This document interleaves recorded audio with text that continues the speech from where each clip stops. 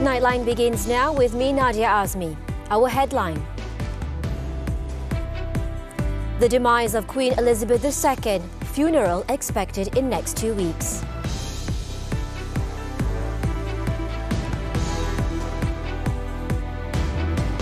So she was literally she's an iconic woman. She's such a legacy. She reigned for over 70 years. So she started at such a young age. And yeah, it's just heartbreaking. She's just been a constant through everything that's good and bad. And yeah, she's just been the foundation of my life, the country.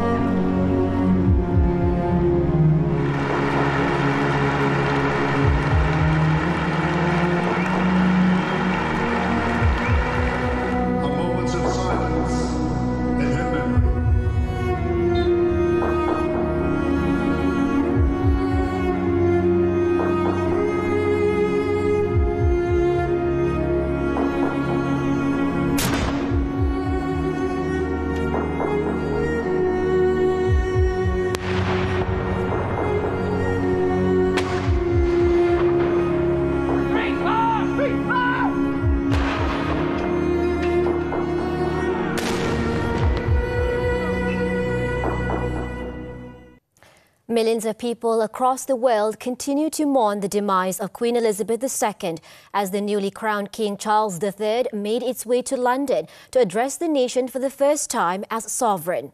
Queen Elizabeth, the UK's longest-serving monarch, has died at Balmoral, aged 96, after reigning for 70 years. She breathed her last peacefully on Thursday at her Scottish estate, where she had spent much of the summer. King Charles III and his wife Camilla, now Queen Consort, arrived in London on Friday, where the monarch is expected to address the nation at 6 p.m. local time after holding an audience with the new Prime Minister Liz Truss. The Buckingham Palace has also released some details of plans over the coming days, with King Charles declaring a period of royal mourning be observed for 7 days after the funeral of his mother. The date of the funeral is yet to be revealed, but it is expected to be in the next 2 weeks. Before that, the Queen's coffin will lie at rest in Edinburgh for 24 hours in the coming days and will then move to London to lie in state. While it is lying in state in Westminster Hall, the coffin will rest on a raised platform and members of the public will be allowed to file past and pay their respects. Tributes to the Queen were being paid by MPs and peers in the Houses of Commons and Lords from midday until Friday evening, with normal politics put on hold. There will also be a rare Saturday sitting of the House of Commons, where senior MPs will gather to take an oath of allegiance to the new King, with condolences continuing again until the evening.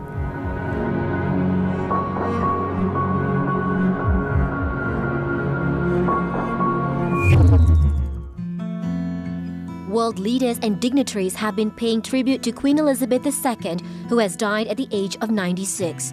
They have honoured her deep sense of duty and her resilience, as well as the Queen's sense of humour and kindness. France's Emmanuel Macron led the tributes, remembering a kind-hearted Queen who was a friend of France. US President Joe Biden first met Her Majesty 40 years ago and described her as more than a monarch, she defined an era. Remembering his visit to the UK in 2021 as president, Biden said she charmed people with her wit and moved her friends with her kindness. An emotional Justin Trudeau, who has known the Queen for decades, first meeting her as a child when his father was Prime Minister, said she had an obvious deep and abiding love for Canadians. He added that he would miss their chats, where the Queen was thoughtful, wise, curious, helpful, funny, and so much more.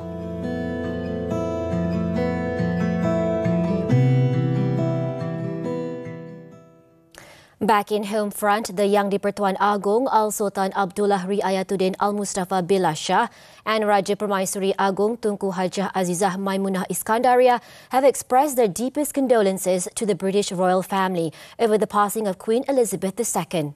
In a statement issued via Istana Negara's Facebook page, the King and Queen said they will remember her, and so will the government and the people of Malaysia.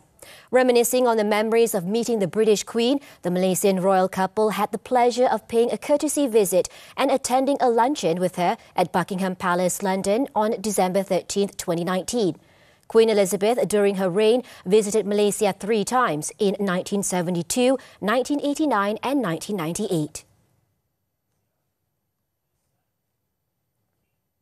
Datuk Seri Ismail Sabri Yaakob, in representing the government of Malaysia, expressed condolences and sadness to the British royal family, government and people of the United Kingdom on the death of the Queen.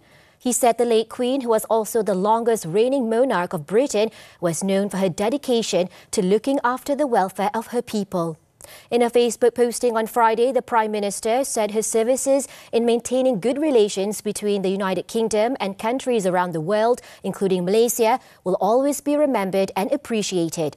On his Twitter page, Datuk Seri Ismail Sabri described the passing of the Queen as a truly irreparable loss to the Commonwealth and the world.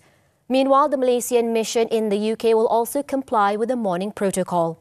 Hence, the National Day and Malaysia Day celebration, scheduled on September 13th, will be postponed.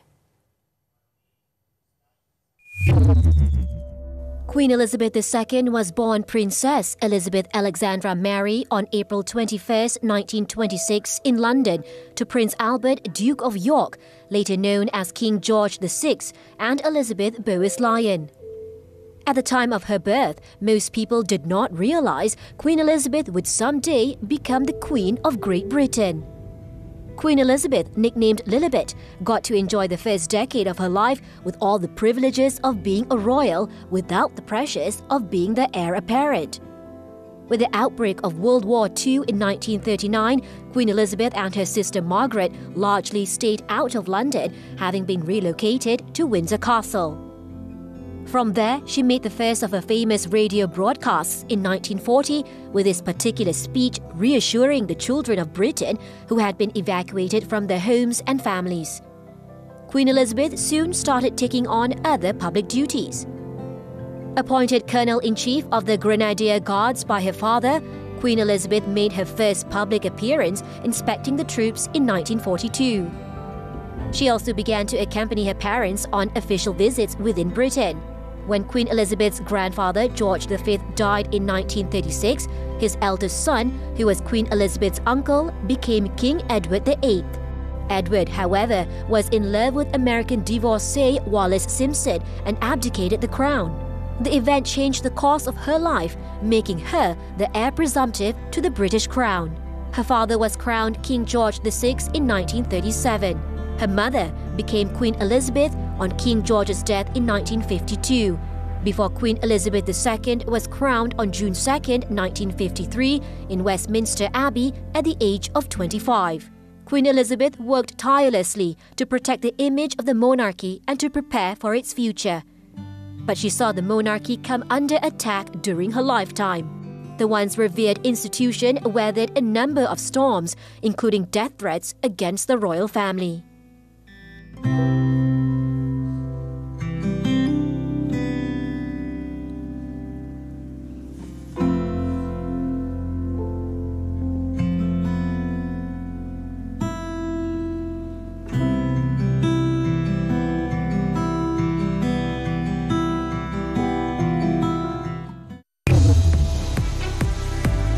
Najib withdraws suit against government. Local news coming up next.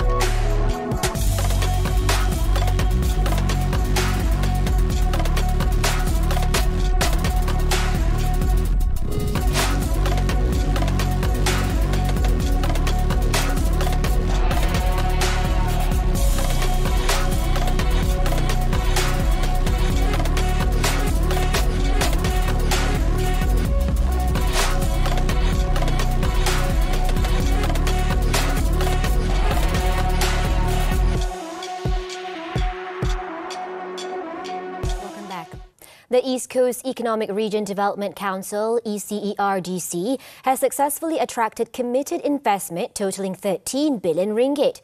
Prime Minister Datuk Seri Ismail Sabri Yaakob said the committed investment as of August 31st was expected to generate 7,080 job opportunities and nearly 300 entrepreneurship opportunities. Saya percaya dengan adanya pakej insentif khas Kelantan dan pembukaan sempadan negara, ECERDC akan dapat menarik lebih banyak pelaburan bernilai tinggi ke ECER. He said this during the launch of Kampung Laut Heritage Village in Tumpat, Kelantan on Friday. Datuk Seri Ismail Sabri said, apart from the Kampung Laut Heritage Village project, another ECERDC project for Kelantan under the federal government was the construction of the Palikpang Bridge. He said the bridge project, slated to begin at the year end, was expected to resolve Kota Baru's traffic woes and boost the local socio-economy to ensure balanced development for the people of Kelantan in line with the aspirations of Keluarga Malaysia. Meanwhile, the Prime Minister said the government has agreed to continue implementing 4 projects under the ECERDC. He said all the projects were decided at the ECERDC meeting held at Kelantan State Secretary Office in Kota Baru on Friday. According to Datuk Seri Ismail Sabri, the implementation of urban development in the Malaysia-Thailand border area involves the construction of 2 new bridges. Oleh itu, kajian bersetuju untuk meneruskan rancangan pembinaan jambatan Sungai Golok. Dan yang kedua, meneruskan pembinaan jambatan Takbai Pengkalan Kubu. He said the projects covered the construction of East Coast Expressway Phase 3 from Gemuruh, Terengganu to Pengkalan Kubur, Tumpat, Kelantan over a distance of 147 kilometres, and Phase 2 of the flood mitigation project in Rantau Panjang, Golok, which were approved with a cost of 897 million ringgit. The Malaysian labour market continued to strengthen, recording 3.7% in July 2022, nearing pre-pandemic levels, according to the publication of the Labour Force statistics. Minister in the Prime Minister's Department for Economy, Datuk Seri Mustafa Muhammad, said the achievement was much better compared to the 4.5% recorded in 2021 and 4.2% in January 2022.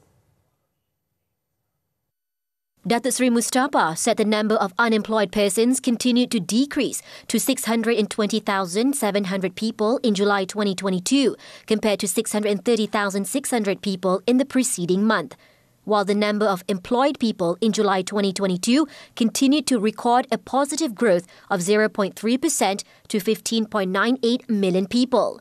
According to the economic sector, he said the number of people working in the service sector is increasing, especially in food and beverage service activities, wholesale and retail trade, administrative activities and support services. He also said that employment in the manufacturing and construction sectors also showed an increase, except for the agriculture as well as mining and quarrying sectors, which recorded a decrease in employment. Increased market demand for factory and commercial development in Malaysia. Keeping up with the latest innovation in the development and construction industry. How will property developers take advantage of higher e-commerce penetration rates? And the crucial factors in attracting investors to set up their businesses in Malaysia. Money Matters speaks with Klang Group Holdings Sunjam Berhad this Saturday at 5 p.m. on TV3. Datuk Seri Muhammad Najib Tun Razak on Friday withdrew his suit against the Malaysian government over charges of abuse of power in prosecuting him in several cases, including the One Malaysia Development Berhad 1MDB scandal. However, as the plaintiff, Datuk Seri Najib continued his suit against former Attorney General Tan Sri Tommy Thomas as the first defendant. Earlier, Datuk Seri Najib's lawyer, Datuk Firuz Hussein Ahmad Jamaluddin, informed High Court Judge Datuk Ahmad Bashir that his client decided to withdraw the suit against the government as the second defendant. Based on the notice of termination of the suit filed on Thursday, the former Prime Minister discontinued the action completely against the government with no order regarding costs. On October 22, 2021, Datuk Seri Najib filed the suit claiming that the charges against him were part of a move that had been planned in advance by Tan Sri Thomas, and it was also in line with the Pakatan Harapan government's plan at the time. The former PM is seeking a declaration that Tan Sri Thomas has committed misfeasance in public office, as well as 1.9 million ringgit in damages, including negotiation fees for the audit team to review documentation for the preparation of facts to deal with the prosecution against him. Datin Sri Rosmah Mansur's appeal against her conviction, 10 years jail sentence and 970 million ringgit fine for corruption involving 1.25 billion ringgit hybrid solar project for 369 rural schools in Sarawak is set for case management on October 5th. Her lawyer, Dato Akbardin Abdul Kadir, said the case management would be held before a Court of Appeal Deputy Registrar. On September 1st, Kuala Lumpur High Court Judge Muhammad Zaini Mazlan found the former Prime Minister's wife guilty of 3 charges of corruption and sentenced her to 10 years in jail for each of the charges, and all 3 prison terms will run concurrently. The judge also fined her 970 million ringgit, and if Datin Sri Rosmah failed to pay the fine, she will be liable to a total of 30 years in jail.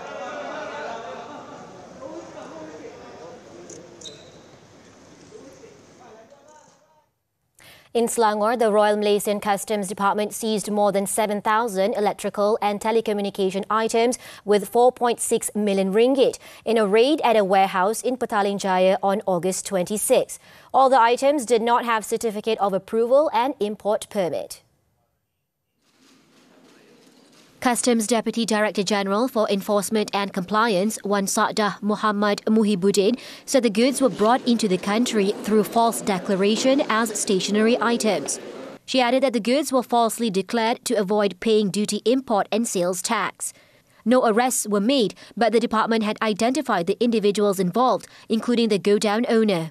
Probe is being conducted under the Customs Act 1967. In Johor, the body of a 13-year-old girl who was feared to have drowned after she went for an outing with a group of friends off the Tanjung Balau beach in Bandar Penawar, Kota Tinggi, was recovered on Friday. Kota Tinggi District Police Chief Superintendent Hussein Zamora said the body of Nourish Khalisha Suhailizam was found by a team of rescuers about 50 meters from where she was reported to have drowned. He said the girl's body was found stuck in a rock crevice and it has been sent to the Kota Tinggi Hospital for post-mortem. The victim and 5 other siblings, 7-year-old Muhammad Ashraf Shazwan Muhammad Fairuz and Nur Azrin Shazwani, 13 years old, Siti Alisha Kistina Mustafa, Siti Nur Alisha Abdullah and Nur Zurin Hafiza Muhammad Azhari, also all 13, had gone there on Friday morning for an outing after getting permission from their families. Muhammad Ashraf Shazwan and Nur Azrin are reported to be in critical condition and are being monitored at the hospital's intensive care unit, while the other 3 are safe.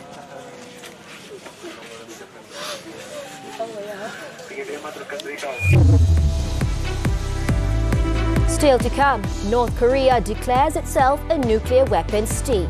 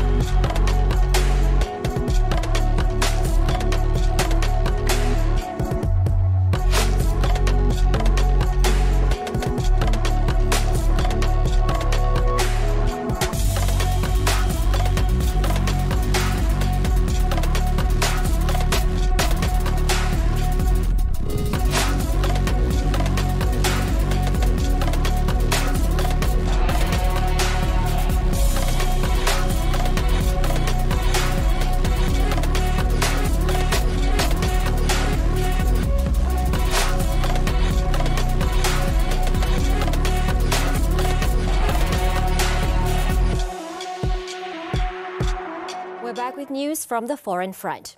North Korea has passed a new law declaring itself a nuclear weapons state in a move leader Kim Jong-un says is irreversible.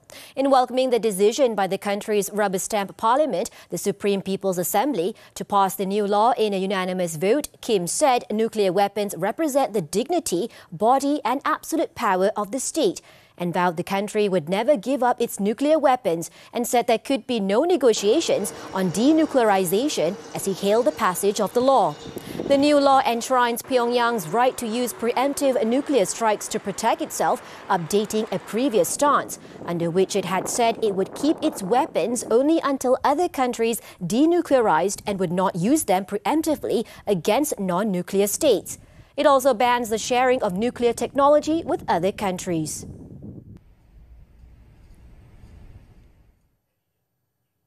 A passenger boat carrying 70 people in Brazil's northern region sank late on Thursday, leaving at least 14 people dead and several still unaccounted for. Authorities said the incident occurred while the boat was heading for the state capital of Belém from Marajo Island in the northern state of Pará, adding that it was searching for those who are still missing.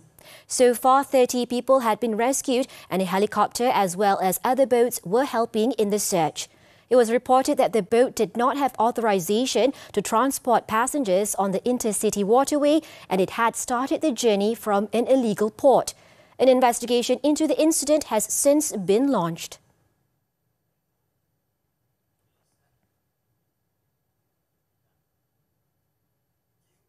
Over in India, the police said Friday they had arrested 3 members of a radical Sikh sect accused of hacking to death a young man for chewing tobacco near the Golden Temple.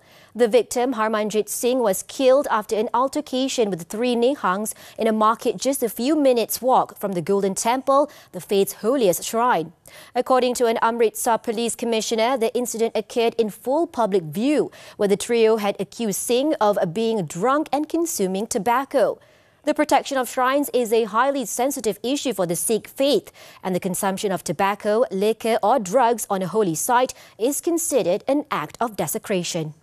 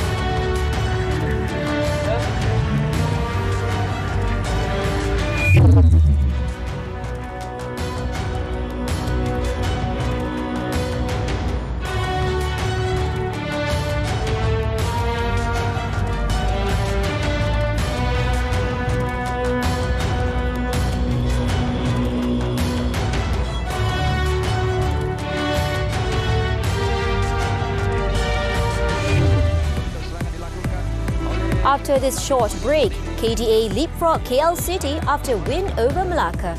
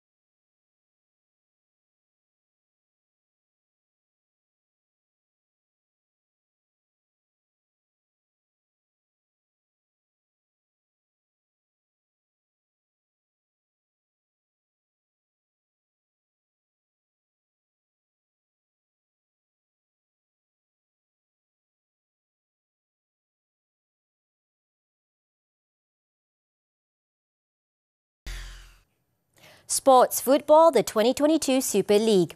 Kedah Darul Aman FC jumped to 5th in the standings after a 3-0 win over Melaka United FC on Friday night.